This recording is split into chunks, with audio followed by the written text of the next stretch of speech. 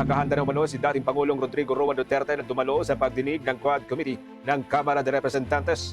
Binigyang diin ng dating Pangulo na hindi hintay lamang niya ito hong imbitasyon ng naturang komite upang tuluyan siyang dadalo sa naturang pagdinig. Muling binigyang diin ng Pangulo na hindi na siya ang presidente at isa na lamang siyang ordinaryong mamayan at irerespeto umano ito hong imbitasyon sa kanya ng Kamara de Representantes. Nanguna itong si Duterte sa drug war na itinuturong kumitil sa buhay ng mahigit 30,000 mga biktima na sila pong itinuturing bilang mga biktima ng extrajudicial killings. Narito ang bahagi po ng kanyang pahayag. Of course, it's an institution of government. So, hindi naman ako presidente. I'm just an ordinary man, a plain citizen. And maybe because of past actuations, I was president, they might want me to clarify, answer, or explain, or whatever. I'm ready for that. Hindi ako atras doon. At marami akong sabihin sa taong bayan. Ayon pa kay dating Pangulong Rodrigo Roa Duterte, may mga nais din siyang klaruhin doon ho sa pagdinig ng Quad Committee ng Kamara de Representantes. Kaugnay pa rin po yan sa mga nauna po niyang pronouncement o nauna niyang kautusan sa mga kapulisan na nagsilbing pangunahing nagsagawa ng kampanya laban sa illegal na droga noong siyang Pangulo ng Republika ng Pilipinas. Muli, ang bahagi pa rin po ng pahayag ni dating Pangulong Rodrigo Duterte. Ay, kung ito lang naman, it's all about me, di ako na lang. Bakit pa yung ibang tao? Ako na mismo ang tawagin nila at ibibigay ko sa kanila ang sagot na gusto nila. Yung gusto nila, hindi ko gusto. Yung gusto nila. As a matter of fact, magtanong ako sa kanila before the start of any official proceedings, sabihin ko sa kanila, anong gusto ninyo na marinig ninyo sa bunganga ko? Ganon ang ano ko. Handa umano itong si Senate Minority Leader Coco Pimentel na pangunahan ng investigasyon ng Senado sa madugong drug war na pinangunahan ho dati ni dating Pangulong Rodrigo Roa Duterte. Una nang sinabi nitong si Senate President Francis Escudero na ang Senate Blue Ribbon Committee ang magsasagawa ng parallel investigation kung saan ang naturang komite ay pangungunahan nitong si Senator Pimentel. Ayon sa senador, tatanggapin niya ang kanyang bagong assignment. Ang Blue Ribbon Committee ang tanging may motu proprio authority na magsagawa ng investigasyon. Ngayon po at naka-break ang Kongreso. Ayon kay Senate President Escudero, mas nakabubuting makapagsagawa o masimulan na ang pagdinig bago ang pagbabalik sesyon sa Nobyembre 4 dahil tiyak daw na magiging abala na ang Senado at maging ang Kamara sa pagtalakay sa 6.35 trillion pesos na national budget para huyan sa 2025. Sa kasalukuyan, wala pa pong eksaktong araw kung kailan sisimulan ng Blue Ribbon ang investigasyon nito. Sa iba pang mga balita, posibleng kailangan naman nitong si Vice President Sara Duterte nitong tinatawag na psychological evaluation matapos sabihin sa isang press conference na nai-imagine niya na pinuputol ang ulo ni Pangulong Ferdinand Marcos Jr. at nagbanta na huhukayin ng labi nitong si dating Pangulong Ferdinand Marcos Sr. upang ipatapon sa West Philippine Sea. Sinabi nitong si House Assistant Majority Leader at Zambales 1st District Representative Jay Cungon na nakababahala mga pahayag nitong si Duterte lalo at isa siyang mataas na opisyal ng Pilipinas. Anya, walang matinong tao ang makakaisip lalo't gagawa ng ganitong klaseng pahayag. Ganito rin ang naging pahayag ni House Assistant Majority Leader at La Union 1st District Representative Paulo Ortega V. Nagpahayag rin ng pagkabahala sa seryosong implikasyon ng mga sinabi nitong si Duterte. Kaya hinimok nitong si Ortega si Vice President Sara na magpatingin na sa eksperto. Sa isang press conference mga kabubo, kung maalala, ay sinabi nitong si Vice President Sara na nai-imagine niya na pinupugutan si Pangulong Marcos. Ito mano ang indikasyon na toxic na ang kanilang relasyon. Sinabi rin ni Duterte na nagpadala ito ng mensahe kay Senator Amy Marcos sa isang group chat at sinabi na kung hindi ititigil ang mga pag-atake ay ipahuhukay nito ang labi ng dating Pangulong Marcos Sr. at itatapon sa may West Philippine Sea. Inilabas ni Duterte ang pahayag sa ipinatawag ko nitong press conference matapos na usisain ng House Committee on Good Government and Public Accountability ang questionable nitong paggamit ng kanyang confidential fund sa ilalim po ng Office of the Vice President at Department of Education. Naturang pagdinig, itinanggi ng mga sundalong dumalo na may natanggap silang confidential fund mula kay VP Sara para yan sa Youth Leadership Summit na isinagawa sa iba't ibang bahagi ng ating bansa. Ayon sa mga sundalo mula po sa Armed Forces of the Philippines at mga lokal na pamahalaan, ang gumastos sa summit. Ayon sa record ng komisyon o ng Commission on Audit, isinumite ni Duterte ang mga sertifikasyon mula po sa Sandatahang Lakas ng Pilipinas para patunayan na ginastos nito na 15 million pesos na pambayad umano sa mga impormante. Pero ayon sa mga opisyal ng Sandatahang Lakas, ang mga sertifikasyon ay para ho sa pagdaraos ng Youth Leadership Summit.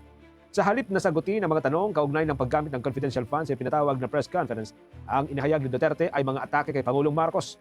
Sinabi naman ni Kungon na ang issue ay hindi lamang pagkakaroon ng financial accountability. Lalo pang nakumbinsi ang mga mambabatas na naabuso raw ang paggamit ng confidential at intelligence funds ng Office of the Vice President. Ito ay matapos ang pagharap sa hearing o pagdinig ng House Committee on Good Government ng mga tauhan ni Vice President Sara na sina Attorney Michael Poa at Nolasco Mimpin. Tinukoy ni Surigao del Sur Representative Johnny Pimentel ang 16 o 16 million pesos na ginastos ng Office of the Vice President sa upa ng mga safe houses sa loob lamang ng 11 araw. Lumalabas anya na mga upang ito ng safe houses kada araw ay mahigit 1.4 million pesos. Ito ay kung ikukumpara sa pinakambababang bayad ng upa ng mga safe house na nasa 250,000 pesos hanggang 1 milyong piso kada araw. Inimbestigahan na din ng Kongreso ang sinasabing paghingi ng mga kickback sa ilang kongresista ni dating Department of Education Undersecretary Epimaco Densing. Partikular na po dito ang kickback kapalit daw ng pag-aproba sa pagtatayo ng school building projects sa iba't ibang mga distrito. Nagsanay ang Special Forces ng Philippine Coast Guard kasama ang US Special Operations Task Force kung paano tutugunan ang non-compliant vessels bilang parte ng Small Vessel Defensive Tactics Course doon sa Palawan sa loob po yan ng halos 3 linggo.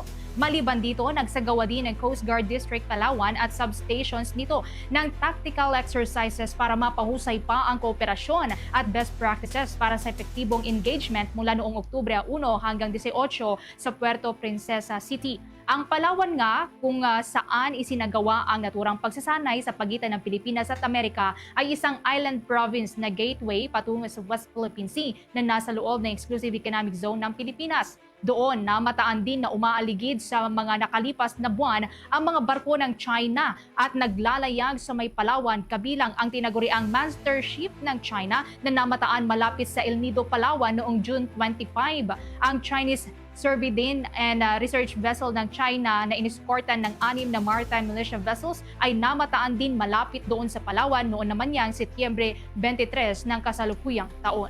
Biyahe po sa isang puerto, dyan sa may bahagi po ng Bicol, papunta pong Catanduanes. Suspend dito dahil po yan sa Tropical Depression, ito kung Christine. May mga update po dyan ng Bombo Radio Legazpi.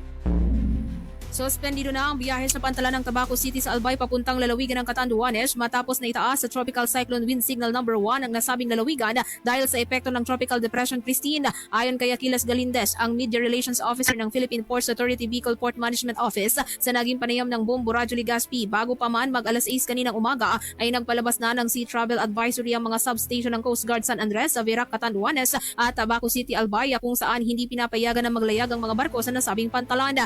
Nakapagtala na ng aabot sa mahigit kumulang 470 stranded passengers sa Tabaco Port kasama na mga na-stranded na 17 trucks sa 7 bus sa 17 light vehicles. Samantala naman nasa 4 na trucks at 8 pasahero ang na-stranded sa terminal building ng Verac, Catanduanes. Sa ngayon ay patuloy na binabantayan ng Philippine Ports Authority ang iba pang mga pantalan lalo na sa Matnog Port dahil mayroon ng ilang bayan sa Visayas ang nakataas na ang signal warning. Inaasahan naman sa mga susunod na oras ay magpapalabas ng direktiba ang Office of Civil Defense sa Bicol sa pamamagitan ng Land Transportation Office Bicol para sa travel advisory upang sa terminal pa lang ng bus sa Manila ay hindi na payagang magbiyahe. Abiso naman ang opisyal sa mga nagpaplanong magbiyahe papuntang Visayas, Masbate at Catanduanes, i-monitor na muna ang lagay ng panahon para hindi ma-stranded kung sakaling lumala ang epekto ng naturang bagyo. Kami po sa PMO Bicol ay nananawagan sa ating mga kababayan na bumabiyahe o nagpaplanong magbiyahe papunta dito sa mga pantalan na sakop ng PMO Bicol na sa ngayon po ay ang biyahe po ng mga pampasaherong barko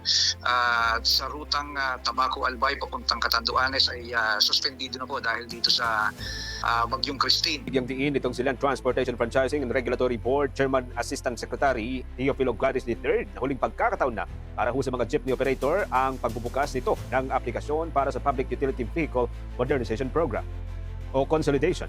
Ayon kay Guaris, ang pagbubukas muli sa konsolidasyon ay bahagi po ng pagkilala nito sa panawagan ng pamahalaan na walang dapat maiwan sa Public Transport Modernization Program. Gate pa ng naturang opisyal, huling pagbubukas na itong gagawin ng naturang ahensya. Nilinaw naman ni Gladys na papayagan lamang nilang umanib ang mga tsuper at operator ng mga public utility vehicle sa mga kasalukuyan ng kooperatiba, subalit hindi napapayagan ng mga ito na bumuo ng kanilang sariling korporasyon o kooperatiba. Ayon pa kay Gladys, Mula noong Oktubre 15 ay ilang libong operator, mga tsuper na rin, ang agad nagtungo sa Land Transportation Franchising upang samantalahin ang pagbubukas ng consolidation. Narito, ang bahagi po ng kanyang pahayag.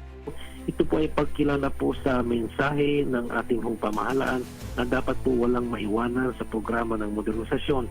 Ito rin po ang naging mensahe ng Senado po sa amin. So bilang pagkilala po at pagtugon dito, nagdesisyon po ang LTFRB na for the last time ho, muling bubuksan po yung application for consolidation para dun sa mga naiwanan o nung unay nagduda po sa programa ng gobyerno. And then nung nakita nilang maganda na po, gusto na nilang sumama. So para mahikayat po sila na sumama at para po matugunan po yung at hikayin ng pamahalaan na walang dapat maiwanan sa modernisasyon, muli po namin binuksan itong programa from October 15 up to November 29 po, which is the last working day of November.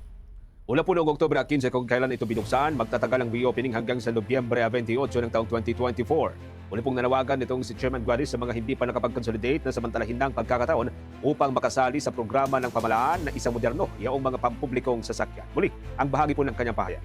Buong Pilipinas po ito. In fact ho, nung paglabas po namin ng board resolution, may 500 na ho nakaabang kaagad sa Region 4 na mga gusto ho nilang sumama sa consolidation po at sila po ay natutuwa at binuksan ho namin ulit yung programa for consolidation. So it's all over the Philippines po to, and as of Friday po, ako po ay natutuwa na masabi sa inyo na on the first 2 days pa lang po, there are about 2,800 applicants nationwide.